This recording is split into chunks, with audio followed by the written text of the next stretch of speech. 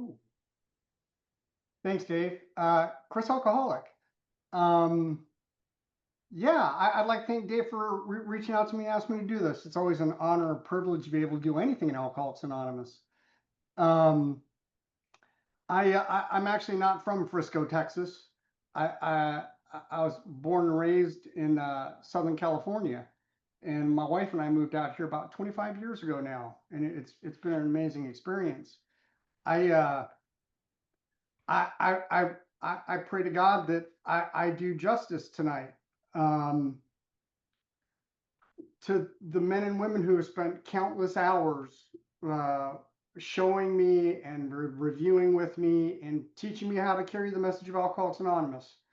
Um, I, uh, I, I, I got sober pretty young. I was 22 years old. I came into AA through the doors of a treatment center like a lot of people back then. And I've been living on the streets trying to drink myself to death on Skid Row for about 10 months and got in some more trouble. And I was in a lot of pain. I hit bottom. And I had, I didn't understand why my life was in the condition it was. I didn't understand. I never heard about AA. My introduction was to AA was when I was laying in my detox bed and people were talking about the AA meeting that happened every morning in the hospital. And it was really painful. So I'll start with a story. Growing up, I had this Doberman Pinscher. He was a really big one. He was about 120 pounds. He was my best friend. I took him everywhere. I had his ear show crop when he was a puppy. They were really tall and really pointy. And across the street from my house where I grew up, there was this huge open field. And we'd go out there and hike and build forts. And he was probably about 8 years old at the time. But I noticed one day when we were hanging around the house that he didn't look right. And I could see his ear was red, and when I opened it up, it was filled with pus and it was all red inside, and it looked horrible. It was horribly infected. And I could see like one of those little fox tails, the things that get stuck in your socks, had gotten embedded in his ear. So I scooped him up and I took him to the veterinarian's office. And the vet's examining him and he says, well, we're gonna have to drain all that pus and cauterize it with this hot cauterizing gun, which I thought sounded like a really bad idea. But they had him on one of those big metal tables and they had it lifted up. And the veterinarian instructed the assistant to hold my dog's face while the doctor goes in with this red hot poker to get the infection out. And I knew that this wasn't going to go. I was kind of standing back, and this young lady's got my dog by the muzzle, and the doctor goes in, and as soon as it touches his ear, my dog lunged and almost bit this young lady in the face. I started laughing, which is really inappropriate, but I thought it was funny. And the veterinarian says to me, Chris, do me a favor. I need for you to hold your dog's muzzle. While we do this, your dog trusts you. So I'm standing there, and now I'm holding my dog, and he is looking at me dead in the eyes as I'm holding him down, and this doctor goes in to get the pus and then to cauterize it. My dog's not moving, but he's whimpering, and he's staring right at me, and I felt horrible. I wanted to tell my dog that we have to do this. If we don't put you through this pain, you are going to die from this infection, but I don't speak dog. And I'm holding him and he's whimpering. My dog's wondering why I'm not punching this guy who's poking him in the ear. And we finish up. Doctor puts some ointment in there. gives me the medication. I go to pay. Now, my dog was a really well trained dog. He always healed on my left side. I could walk him without a leash. And as I was walking back out to my car, my dog wasn't right at my left side. He was about 3 feet behind me. I turned around and he was just looking at me, just shaking his head. And I get him in the car. He sits in the front seat. I'm driving along and I pull up along at the stoplight. And I look over at my dog and he's looking at me and I can tell he's feeling better. And I swear to God, my dog looking at me takes his left paw and he puts it right on my right shoulder. And he's just staring at me like he understood why I had to hold him down through all that pain. And I that memory is burned into my brain. And today I realize exactly what happened with me getting sober was God doing exactly that. That God saw the course of my life and held me down through a whole lot of pain, because if he didn't, I would have died. And that's where my life was going. But I didn't understand what I didn't understand at the time that it was happening. And as a direct result of working the steps, I've had a spiritual awakening. And today I understand a whole lot of things that I was never, ever able to understand before. I had a really interesting experience first getting sober. When I first got sober, part of my deal with the district attorney was that I would do 30 days in treatment, a year and a halfway house, and I would be released to my charges, and I agreed and everything. And I had to stay sober a year. I started going to meetings. They told me to find a sponsor. I'm like, well, what's that? What do I do? And they said, well, find somebody who's got what you want. And I asked this guy who's 8 years sober, who had a car and a place to live, and who was about to get married. And I thought, well, that looks good. I'll ask that guy.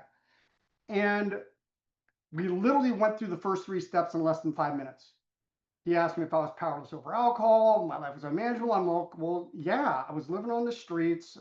I'm in trouble with the law. I'm living in a halfway house. Yeah, I don't, I guess. He asked me if I believed in God. And I said, yeah, I believe in God. That's the only question he asked me about that. And this guy has no idea that as a young man, I had made up my mind to be a priest, and I was actually going to go to seminary before my life blew up. And he asked me if I wanted to turn my life over to God, and I said, sure, that sounds like a good idea. Let's do that. And he handed me a bunch of mimeograph sheets. And I'm not talking Xerox copies. I'm talking mimeograph, the kind of copies that were on that paper. And it had like light blue ink, and you could sniff the paper and it smelled like ammonia. He gave me these sheets and he told me to fill them out. And we didn't open the book once. And I filled out all these sheets, and I met him before the Thursday Night Fights meeting in Seal Beach. And I read it to him. And he said, okay, you're done with steps, go to meetings. And that's what I did. This guy, 8 years sober, told me I'm done with the steps, go to meetings. And in the beginning, it was great because I didn't want to hurt the people in my life anymore. And my being sober seemed to make everybody happy, but I was getting worse and I didn't understand why. And by the time I was 6 months sober, I was miserable going to meetings. And I white knuckled it until I got my year. And when I got my year and my legal stuff was straightened out, I approached this man and I said, hey, I want to thank you for your time, but Alcoholics Anonymous is obviously not for a guy like me. I'm not experiencing what everybody's talking about. I am miserable sober, and I'm either going to blow my head off or drink. And I would rather take my chances back on the street than continue living sober, miserable. And I'm really glad that Miles didn't say, Chris, you're absolutely right. AA is not for you. You're too sick for it. He told me that he had known for a long time that I needed more than what he had to offer. And he asked me, will you please give AA another shot? There's this meeting called the Truth, Light, and the Way, and it was in South Central Los Angeles. He said, will you please go to this meeting and just listen? I don't know why I went. I lived in Newport Beach, California at the time, but I jumped in my car Wednesday and I drove to this church. And anybody familiar with South Central Los Angeles, guys who look like this do not hang out in Compton. We don't. I mean, the only time you really go to Compton is when you look like this, is if you own the liquor store. I had no business being there.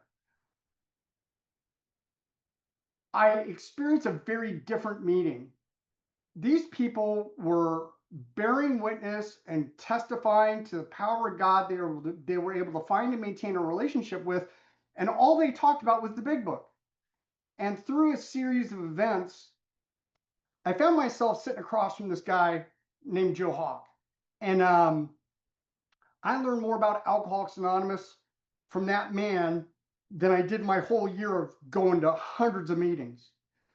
And he pointed out to me that Alcoholics Anonymous is not a meeting. If you look at the title page of the book, it says Alcoholics Anonymous is a story how many thousands of men have recovered from alcoholism. The Alcoholics Anonymous is a book.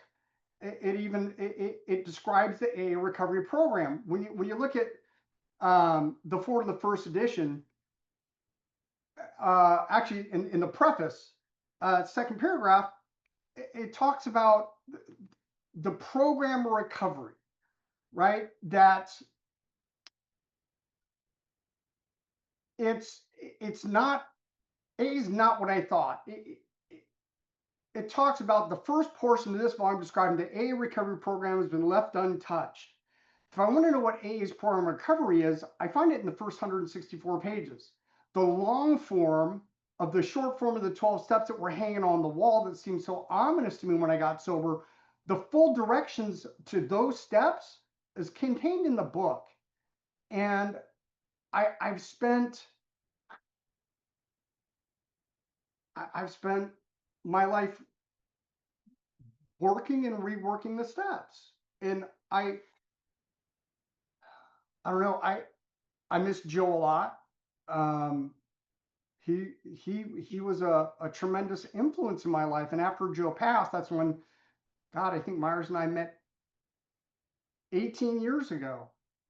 And I persuaded him to go to lunch with me a couple of times, and I finally worked up nerve to ask him to be my sponsor. And he has been such a tremendous influence in how I carry this message. And to effectively carry the message of the alcoholic who still suffers. I didn't know what I didn't know. And I thought that being alcoholic was drinking and getting in trouble. And if I could just not get in trouble and get away with drinking, I'd still be doing it. And when I started getting into the steps, it was pointed out to me that the first step is broken up into 3 parts. The first 2 parts are contained in the first half of the first step leading up to the dash, that I admit that I'm powerless over alcohol. And I'm powerless 2 ways. The first way I'm powerless is described from the doctor's opinion all the way to page 23. And it's all around this allergy idea, this theory that Dr. Silkworth came up with. And it talks about on page XXVIII, it says that we believe and so suggested a few years ago that the action of alcohol in these chronic alcoholics may be the manifestation of an allergy, and that the phenomenon of craving is limited to this class and never occurs in the average temperate drinker.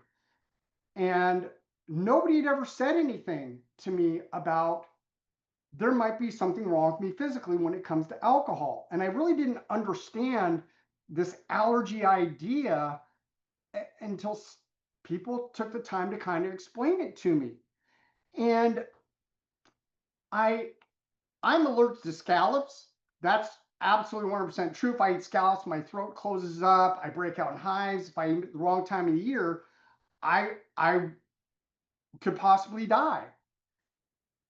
But when it comes to drinking, I don't break out in hives. I don't understand that.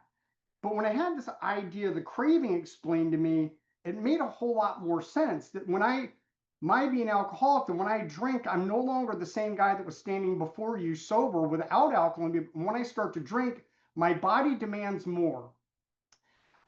By definition, an allergy is an abnormal reaction to a common substance.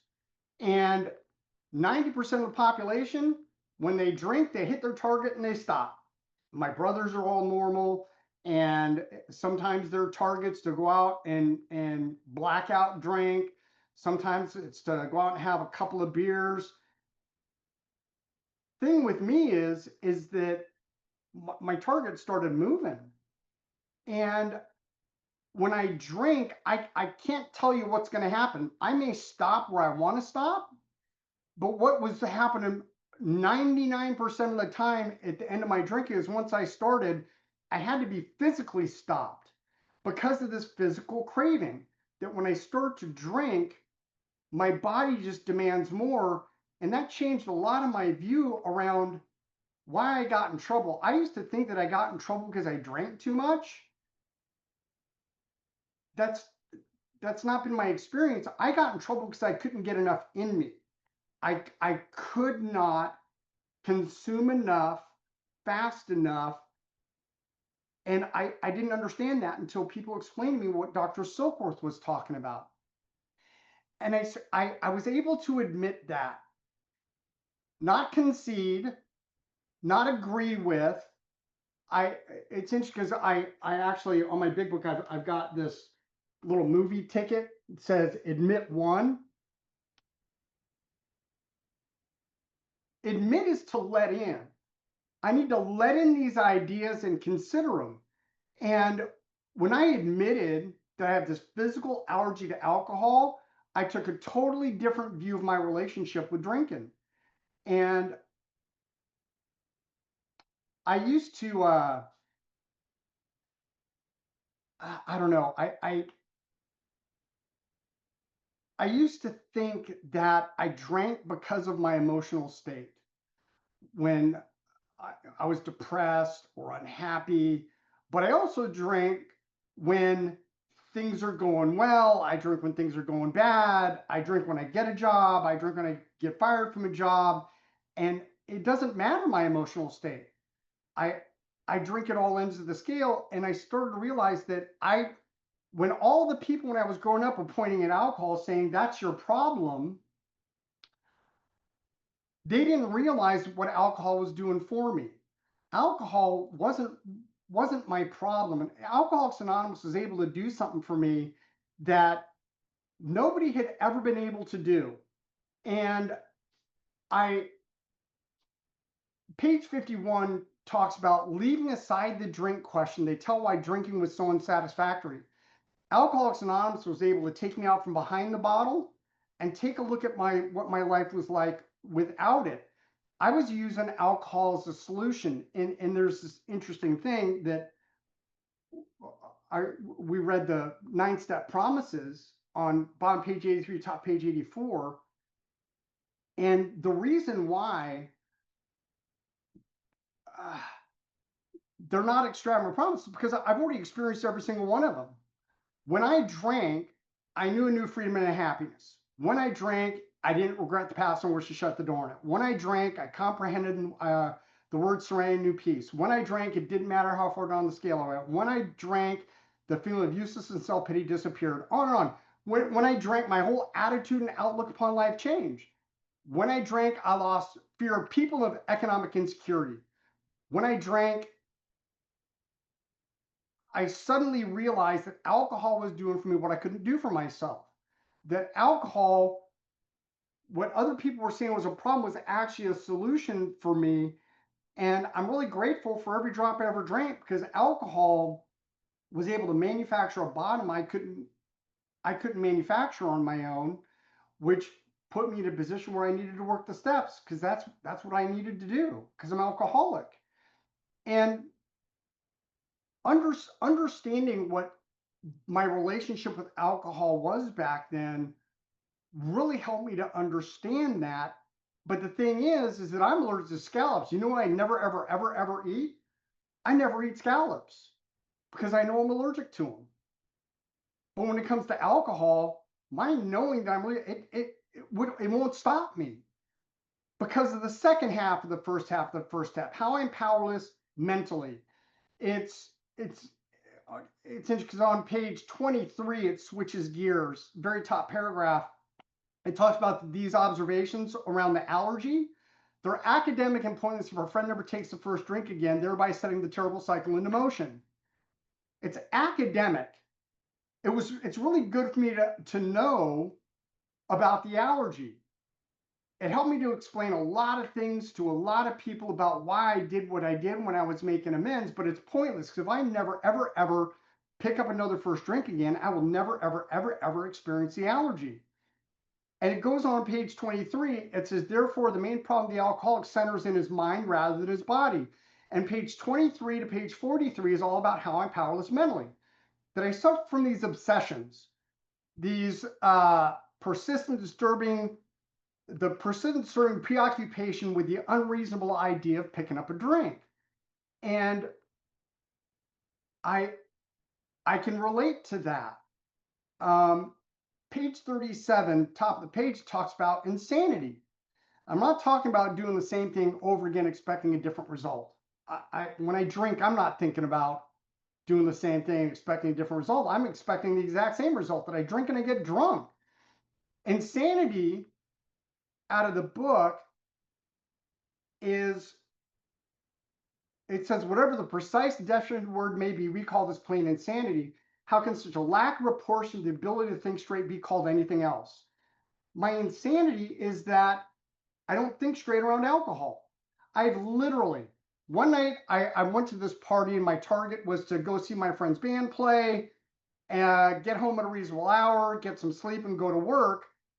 What wound up happening was I went into a blackout. I got in a fight again. I got arrested again. And I spent a few days in lockup. And when I got out of jail, I was stone cold sober. And some people may remember those Velcro wallets, right? With a little secret pocket. I'd always tucked a $20 bill in there for when I got out of jail because I knew I needed cab fare home. And most of all, I needed to walk across the street from Orange County lockup, go to the liquor store. As soon as I got out of lockup from that arrest, the first thing I did is I went to that liquor store and I bought a 40-ounce Old English 800 and I sat it on the curb and I drank it. That's insane. If I were to eat a kiwi and I black out, rip off my clothes, get in a fight with 8 cops and get arrested, I will never, ever, ever, ever eat another kiwi. But when it comes to alcohol, I do this over and over and over again. Why? Because I'm insane. Like it talks about on page 37. I don't have the ability to think straight. I couldn't equate all of these problems and all of this stuff to me drinking and going into a blackout. And the first thing I did, stone cold sober, was pick up a drink. And that explained to me why it's interesting because when I was in treatment, I heard a lot of really weird things. The head facilitator of the adult unit one day, there was about 80 inpatients. He made all of us stand up one morning and he says, okay, everybody do this. If you think of drinking, just think it through. He made everybody do this. I'm standing in the back. I said, I am not doing that. That is ridiculous. If I could think it through, I would have thought it through way before I ever wound up here. I don't understand what any of you people are talking about. This makes absolutely no sense to me. And he had us write down our triggers list. And in all honest and sincerity, I raised my hand and I said, hey, Willie, what do you mean by trigger? And he says, oh, yeah, triggers, the things that make you drink. And I'm like, I, I, I drink because it's Tuesday. I drink because I just woke up. they were talking about this hungry, angry, lonely, tired thing. And I'm like, but I also drink when I'm full, happy, just woke up and I'm hanging out with people. What does that even mean? I don't understand the point you're trying to make with this triggers. I would have to list everything because I drink when she stays, I drink when she leaves, I drink when I get a job, I drink when I lose my job. I I I drink regardless of of the situation. And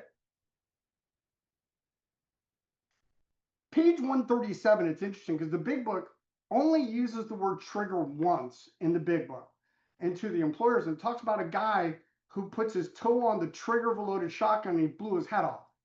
That's the only time it ever talks about a trigger. I don't have triggers. What I have is insanity. I don't have the ability to think straight around alcohol. I can't just think it through. It talks about on uh, page 24 that I can't bring to mind with sufficient force the memory of suffering, humiliation of a week or a month ago. I don't have a defense against the first drink. In and of myself, I can't, man, if I could just think it through, or if I could just remember or recall the pain and the suffering, I would have stopped when I was 16 years old. But I can't because I'm powerless. And when I understood the first half of the first step, I admit that I'm powerless. I let these ideas in. It switches gears on the bottom page 44 and top page 45, where it talks about the second half of the first step. That I have this unmanageability in my life. It's interesting because when I first got sober, I thought the first step said, I admit that I'm powerless over alcohol, and that's why my life is unmanageable. But that's not what it says. It says, I admit that I'm powerless over alcohol, dash, which means end the thought, start a thought. It's a conjoined thought, but they're two separate thoughts, that my life is unmanageable. And it talks about bottom page 44, top page 45. It, it, it talks about if a mere code of morals or better philosophy of life were sufficient to overcome alcoholism, many of us would have recovered long ago. And I was raised with codes and philosophies. I know the difference between right, wrong, good, bad, truth, lies. I know what a good person looks like. I know what I look like, and I'm a bad guy. But I can't do it. It talks about I can try and will these things with all my might, but the needed power isn't there. I've tried to be good. I remember my mom one time, she was pleading with me to please not continue drinking. And she was like, Chris, just try harder. And it was difficult because I was trying my hardest at the age of 21. My trajectory was not good. And I'm like, this is me trying. You want to see me not try? And that's when I went to 5th and San Pedro and started drinking on the streets because I didn't want my mom to see me implode. It talks about on top page 45 that our human resources, as marshaled by the will, that were not sufficient, they failed utterly. And the first new paragraph on page 45 says, lack of power is our dilemma. We have to find a power by which we can live. It has to be power greater than ourselves, obviously, but where and how we define this power. The lack of power is my problem. That I don't have the power to tell the truth. I don't have the power to be the person that I want to be. I don't have the power to do the next right thing, which baffled me because I was going to meetings and people were saying, just don't drink no matter what, put the plug in the jug, do the next right thing. And I'm like, if I could do all that, I wouldn't need AA. I'd be out just not drinking no matter what, doing the next right thing. And it's like, if you can do that, why are you in AA?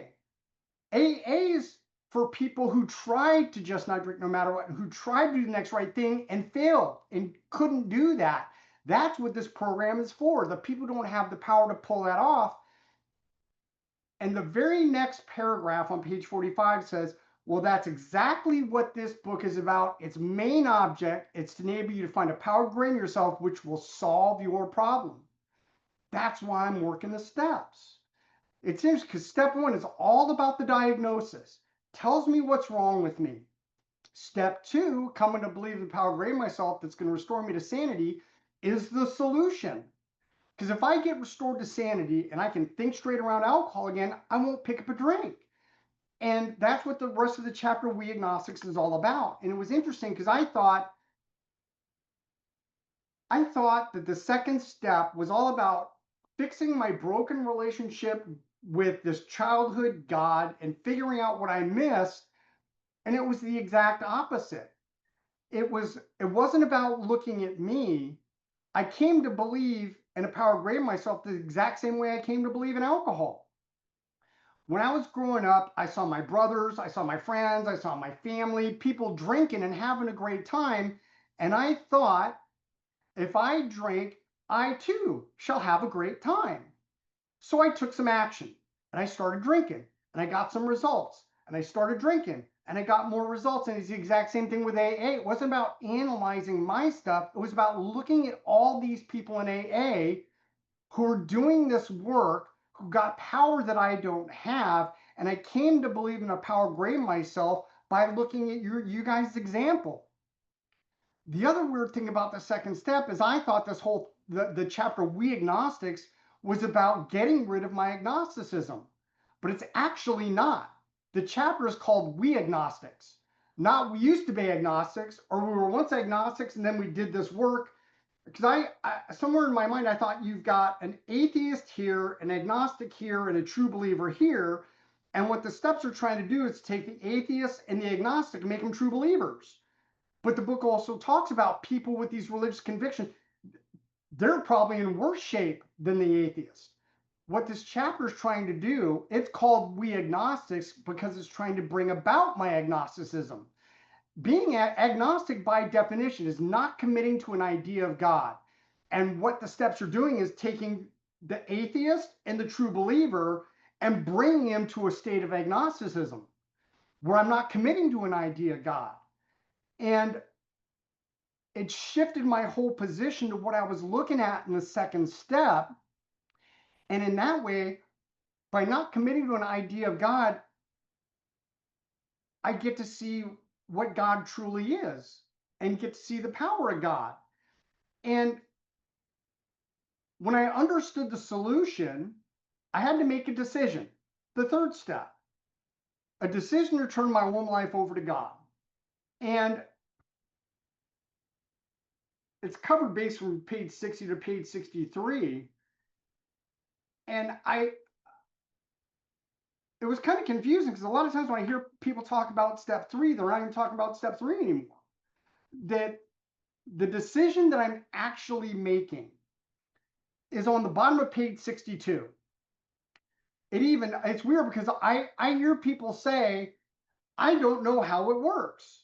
And they're sober 25 years. And I'm like, I don't understand that kind of false modesty. If you don't know how it works and you can't explain it to a newcomer, you probably shouldn't be sponsoring people. There's a whole chapter written on how it works. And on page 62, it even says, this is the how and why of it. And if you're looking for a grand explanation of how and why, you're not going to get it because how, it says, first of all, we had to quit playing God. That's how I do it. Why do I do it? Because it didn't work. The how and why, 2 short sentences. And then it says, next we decided. This is the third step decision. Next we decide that hereafter in this drama of life, God's going to be the director, which means I'm the actor. I'm going to ask direction from God. Then it says, he is the principal, we are his agents. A principal is the guy in charge. He's the boss. An agent, by definition, is one who acts on behalf of the one who has power.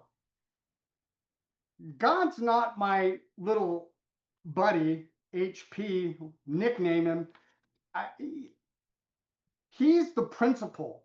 I work for God, and it's difficult in meetings of AA. I can't even go into a lot of meetings and say, my name's Chris and I'm a recovered alcoholic without people getting mad at me. Just imagine if I walked into a meeting and I said, my name's Chris and I'm an agent of God.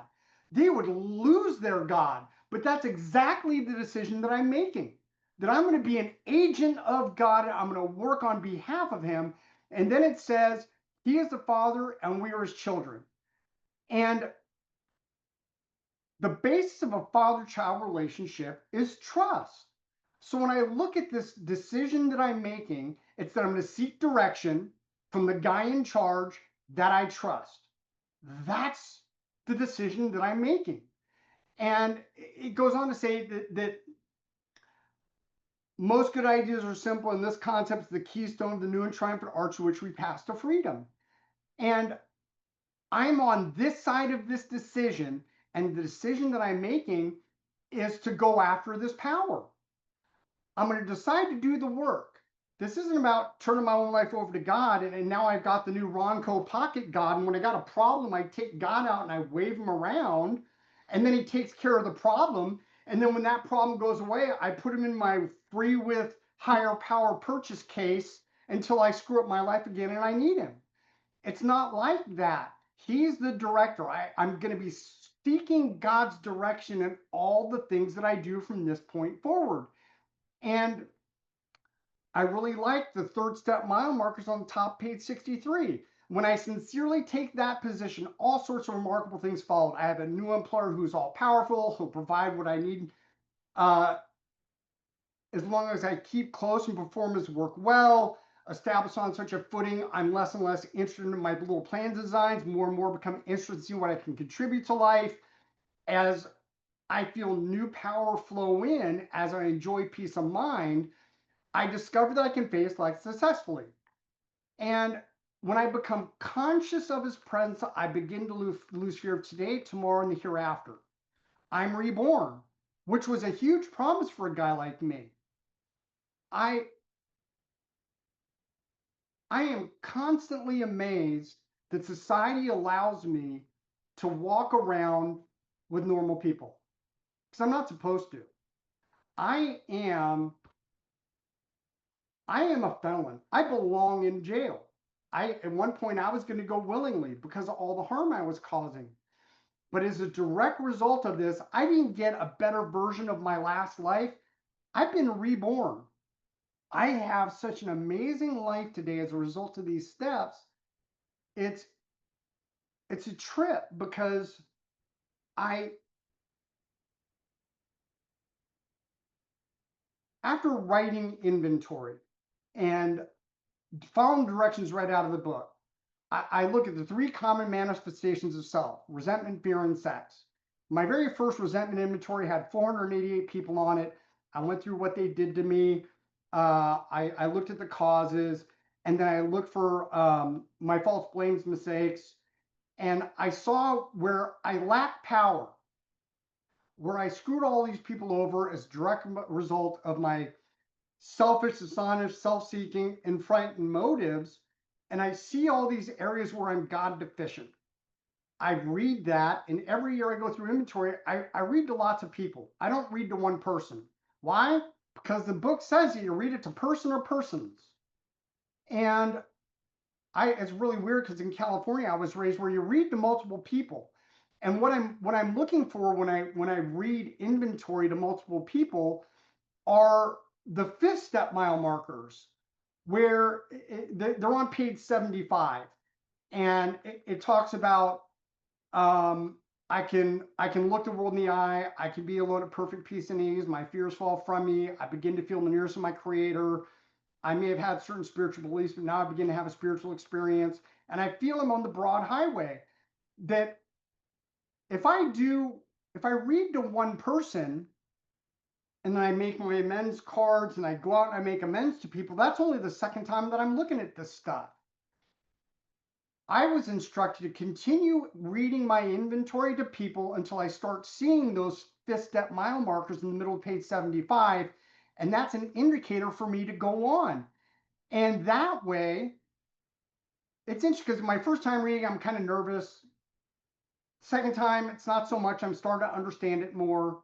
This last time, so I go through the steps every year. I actually just finished with a group of guys. Between the five of us, there's about 127 years. And my inventory had 537 people on it this year. And I read it to 6 people. And by the time I'm done reading it to multiple people, I'm so comfortable with the information then when I go out to make amends, it's not the second time I'm looking at it. And I actually enjoy making amends. I'm not worried about what I'm saying or how I'm going to say it because I know the information inside and out. And by doing that, it puts me in a really good position for what it talks about on top page 76, that if I can answer those questions on the bottom of page 75, is my work solid so far? Are the stones properly in place? Have I skimped on the cement I put in my foundation? If I can answer those questions at AA satisfaction, it says, then I can look at step 6. And most people I talk to, they can't tell you about the cement, the common peril and common solution that describes on page 17, right? Meetings in the book. They can't tell you about the cornerstone on page 47, where I'm answering that question, am I now willing to believe there's a power greater than myself? They don't understand the cornerstone that I just talked about on page 62, about that decision that I made. And if you can't answer those questions on the bottom of page 75, the book even says, if you can answer, then you look at step 6. So if you can't answer it, you got to go back, because I need to be ready. Step 6 in these ideas, am I now ready to let God remove these key defects of character? Ready is in fit condition for immediate use. I always thought it was about being willing, not opposed to in mind. That if I'm willing, I should be able to do it. And that's absolutely false. If I told all y'all that I'm going to take you out in a plane and I'm totally willing to be the pilot, but I've never been to flight school, I don't even know where the ignition key goes, I don't know how to adjust the mirrors, I don't even know where the gas pedal is, would you want me to fly your plane? No. It doesn't matter how willing I am. If I'm not in fit condition to do the task, then I shouldn't be doing it. And understanding a defect was a huge thing, because I thought a defect were all these things that I didn't like about me that I want God to get rid of. To find out that by definition, a defect is a lack that produces imperfection. I got to add God. And those were all the areas that I identified through inventory. Where do I need to add God? Step 7 is where if lack of power is my dilemma, step 7 on page 76 is where I'm asking God to grant me strength to do his bidding. God grant me the strength that I haven't had my whole life to do what needs to be done. I'm one of those guys who made all my amends, because the people that I hang out with make all their amends. My first run through took me 2.5 years to do 355 formal sit-down amends, and I wrote 150 some odd letters. And I was reborn. I could go anywhere on this earth where other free men may go without disaster. And I actively do a moving inventory step 10. Hell, I can show it to you. I do a nightly review of how my day went. I do a written on awakening, looking at self-pity, dishonest, self-seeking motives and asking God to remove those. And I'm really active in step 12. And as a direct result, step 12 says, having had a spiritual awakening as the result of these steps, I try to carry this message. And as a direct result of the men and women who've taken countless hours going over this work with me, I've got a message to carry, but I'm not the message, I'm just the messenger. So I know we're out of time.